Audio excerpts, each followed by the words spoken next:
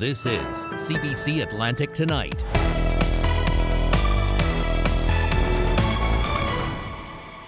A blue wave takes Nova Scotia as the Progressive Conservatives are set to form the next government. The Nova Scotia election is the big story in Atlantic Canada tonight. Good evening, I'm Chrissy Holmes, and this is Atlantic Tonight.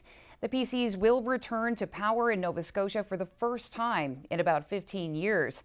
PC leader Tim Houston is set to become the next premier, ousting Liberal leader Iain Rankin.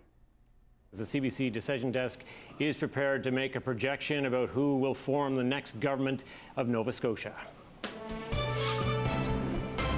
And it will be, in fact, a PC government. 15 years in the political wilderness, and Tim Houston is going to be going to Province House, leading a progressive conservative government. The PC party will form the next government, denying the Liberals a third consecutive term. The PCs took the lead early after polls closed, with seats the party held and others the party had targeted.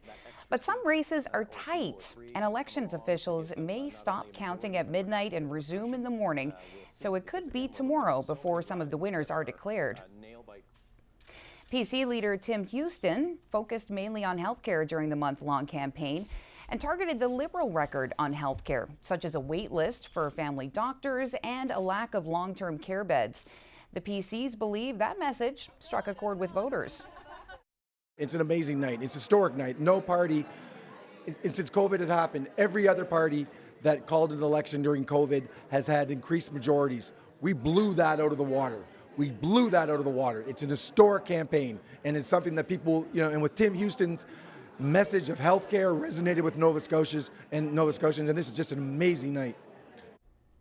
In other news, some people near a beach in western PEI say they are facing a safety problem. So many people are visiting Thunder Cove Beach, the road is getting clogged. People who live there say there's too much traffic. Some even worry that parts of the ground could collapse. The CBC's Laura Meter has more. It's a sunny day, and the road to Thunder Cove Beach is already packed.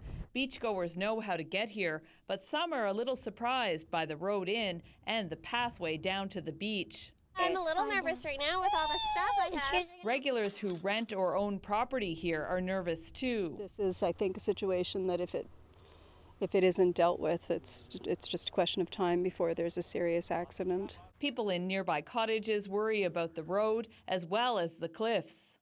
People are using access to the beach over the cliffs where there are signs posted stating that it isn't safe to do so. As the sandstone has eroded. So I do worry about the cliffs. I do worry about people falling from the cliffs. I do worry about the cliffs just giving way. Many would like to see stairs to the beach, a parking lot, and a better road leading to the beach. The province says it is working with the community. Officials say, and at their request, additional no parking signs were installed, as well as new directional signs and dangerous cliff signs. Regulars say the area has become very popular in the last few years, many coming to see the Teacup Rock. They come to see the cliffs, they come to see the teacup, and yeah, for sure. Photos of the landmark have been shared on social media. The province, however, says the teacup sandstone is fragile and could cause injury. Officials say, we do not use the image of Teacup Rock in tourism PEI marketing, as we do not want to encourage tourists to visit the rock. The province says environmental sensitivities would prevent expanding the road or creating a parking lot. Beachgoers still hope something can be done so that it's easier and safer to enjoy this spot. Laura Meter, CBC News, Thunder Cove. Well, traffic safety is on the minds of some Nova Scotians today, too, as a community group in Halifax celebrates a milestone. There are now high visibility flags installed at 200 crosswalks in the city. The Crosswalk Safety Society of Nova Scotia started installing the flags after a spike in incidents of cars hitting pedestrians. Yesterday, Norm Collins installed the 200th set of orange flags at a crosswalk near the intersection of Harris Street and Prince Albert Road in Dartmouth. Well, this one here happens to be the 200th installation in HRM, a project that started as a small community thing along Waverly Road, I guess 7 years ago in 2014, is now to the point where we have now installed 200 of these. Collins said police data from the first 2 years of the project saw a sharp reduction in accidents at large crosswalks in the city. Municipal Council has requested a study of the flags, which city staff is now preparing.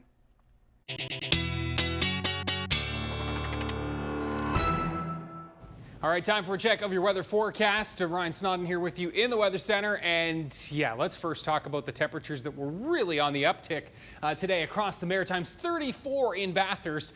Thankfully, with those mid to high 20, low 30 temperatures across the Maritimes, the humidity wasn't a big factor today.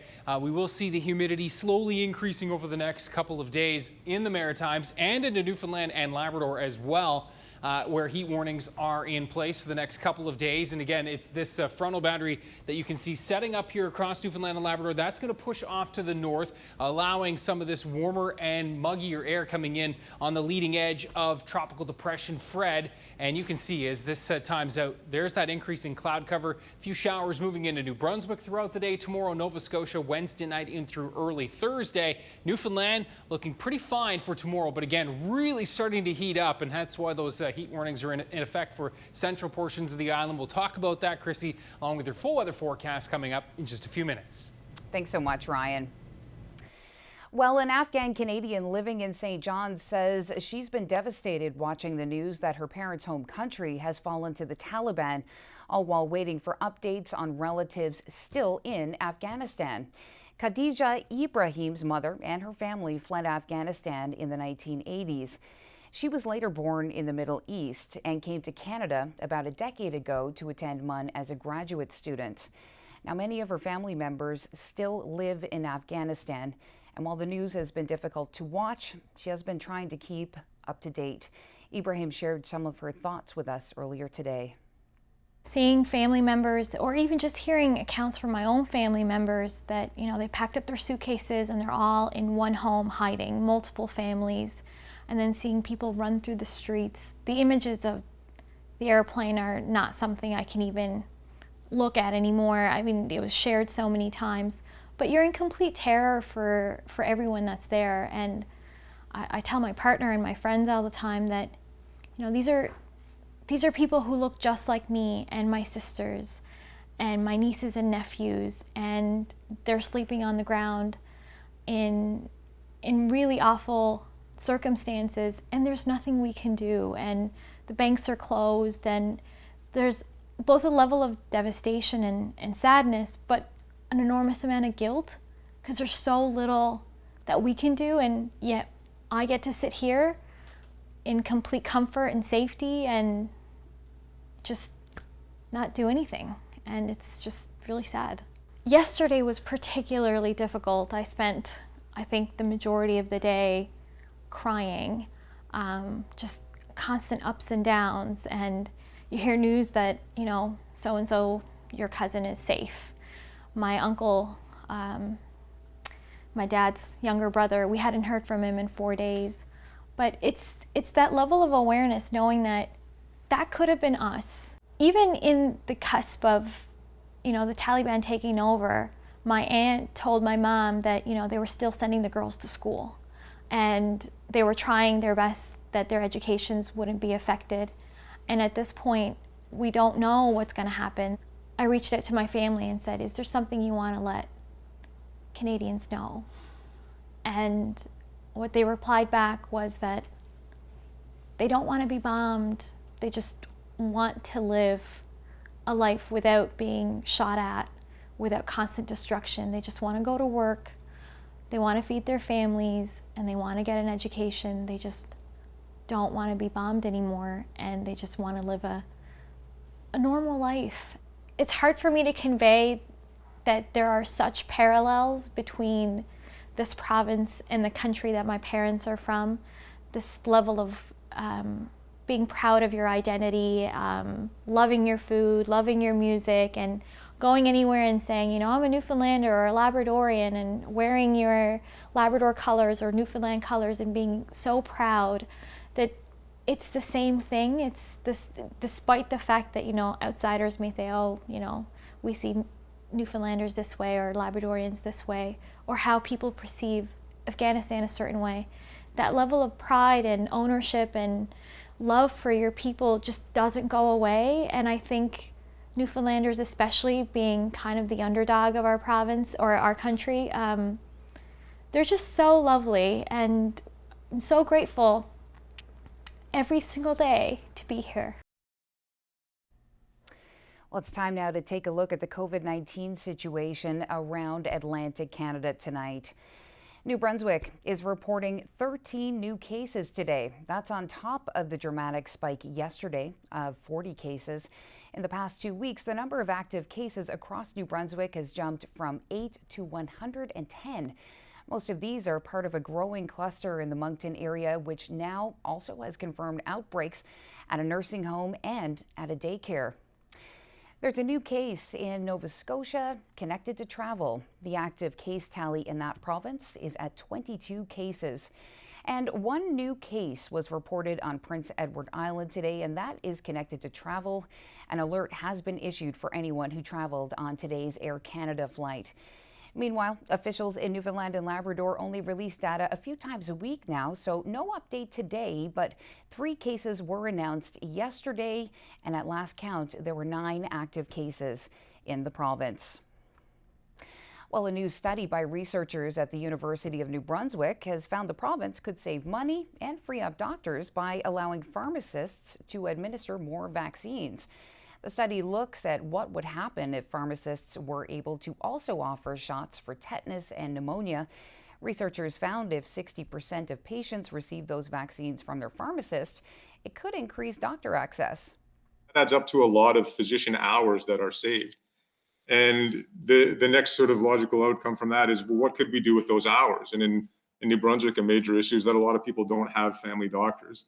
And so we looked at how much time the average patient of a family doctor takes up, like how much physician time that takes up in an average year. And from that, we were able to estimate how many additional New Brunswickers could be rostered with a family doctor by making use of those hours saved as a result of pharmacists taking over some of that vaccination responsibility. And it added up to close to 3,000 patients. Canadian artists are currently rocking the French mosaic scene with an exhibition dedicated entirely to them. And one of the artists is from Newfoundland and Labrador. Here and Now's Henrika Wilhelm reports. This is where it's being pieced together, the mosaics of St. John's artist Terry Nichols. And this is where it currently is, an exhibition in the French city of mosaics, Paray-le-Monial. This began in 2018 when Ontario mosaicist Sophie Drouin made a presentation to the International Association of Contemporary Mosaicists. And they were struck by Canadian art. They had never seen anything quite like it. I got an email one day saying, "Would you like to participate?" Oh yes. The exhibition takes place from July 10th to September 19th and showcases the mosaic art of 12 Canadians. This is the first time that a country from North America has been invited to exhibit in Europe. We were quite excited. All 12 of us artists who were invited by the French to participate. It's also, from what I know, the largest exhibit of North American mosaics ever held in Europe. And apparently our artwork is being received very well. We're really new to the mosaic scene, seeing that mosaics go back to 3000 BCE, and in Europe they go back to the Romans and the Greeks. So Canadians are new. And it was, wow, we're being recognized. That's a very nice feeling. Nichols is the only artist from the Atlantic provinces who was invited to be part of From Canada. Representing the province makes him feel a certain kind of way. Wonderful. They are not aware of how this particular part of the world is. And so I chose the theme of ice. and how ice affects the environment, how it affects us. The pandemic stopped Nichols from going to the opening ceremony, but in March of next year, the exhibition will make another appearance in Quebec City. That time around, Nichols is hoping to be there. Henrike Wilhelm, CBC News, St. John's. Increasing clouds and a chance of showers moving in across the Maritimes throughout the day on Wednesday. It's increasing warmth and humidity across Newfoundland as heat warnings are issued. Your full forecast is coming up.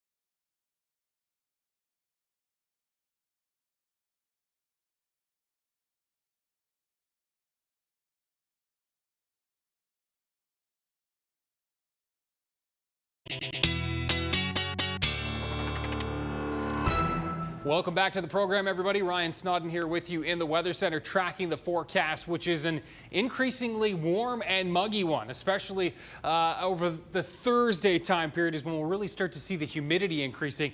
Heat warnings are in effect for, you can see, central and northern portions of Newfoundland, from the Bonavista Peninsula to Clarenville, back across to the Humber Valley and to the Green Bay, White Bay area, the Bayfort Peninsula, and also in effect for Mary's Harbor and southeastern Labrador, where that also meeting that warning criteria of 28 to 29 degrees or warmer for 2 days, and an increase in humidity as well. And you can see where this heat dome really building in across the eastern parts of Canada right now and up the eastern seaboard. High 20s, low 30s. 30s. And we're also, again, looking at that increasing cloud cover that's moving in and with some showers on the leading edge of that is a tropical depression Fred, which continues to track northward. And again, the moisture ahead of that system is going to start to push in tonight, in fact, across New Brunswick with that increasing cloud cover. Some increasing clouds across Nova Scotia as well. An area of high pressure should be enough to at least keep some sunshine in the mix. This will be generally high cloud cover early, and then that cloud deck lowering throughout the morning and into the afternoon from west to east. And you can see this forecast model here not overly aggressive on those shower chances. I do think it's a little less, a little more so what we'll see in terms of showers, especially across southern New Brunswick throughout the Wednesday afternoon time period. And then that will push those shower chances into Nova Scotia for Wednesday evening into the overnight. Beautiful day setting up across Newfoundland tomorrow. Really, really nice. Hardly a cloud in the sky for, as we saw, a good portion of the day, and then some increasing high cloud cover. Temperatures, yeah, ranging from 27 to 31 in many cases. A little cooler, of course, along the south coast in those west to southwest onshore winds. Some rain in Nain tomorrow, but lots of sunshine across southern Labrador as well. And a really nice day there. Now for the Maritimes, as we said, it's increasing cloud cover. And we're looking at those shower chances across New Brunswick. Late day risk into PEI and also into the Annapolis Valley. And then, as you will see here, the best chances for those showers will then push in for Wednesday night and through Thursday morning. And then that front, that little surface trough will sink its way to the south, and those shower chances will depart. Some clearing for New Brunswick and a warm day for Thursday. As you can see here, temperatures back near 30. It looks like we'll see clearing for PEI. Shower chances and then those afternoon clearing breaks will certainly be in the mix across Nova Scotia as well. A chance of showers edging up towards the southern parts of Newfoundland, but for the most part, Corner Brook to St. John's, looking at a fine Thursday.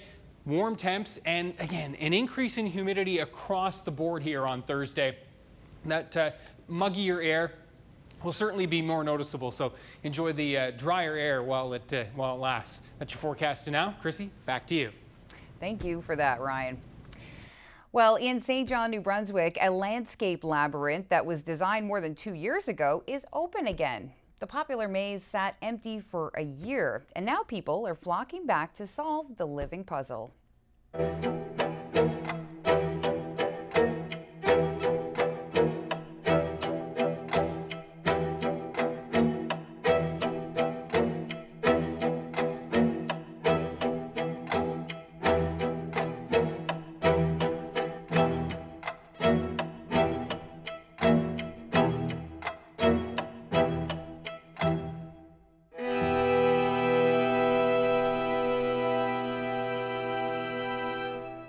Well, this was an old gravel pit that we looked at and said, what could we do, to green it up some.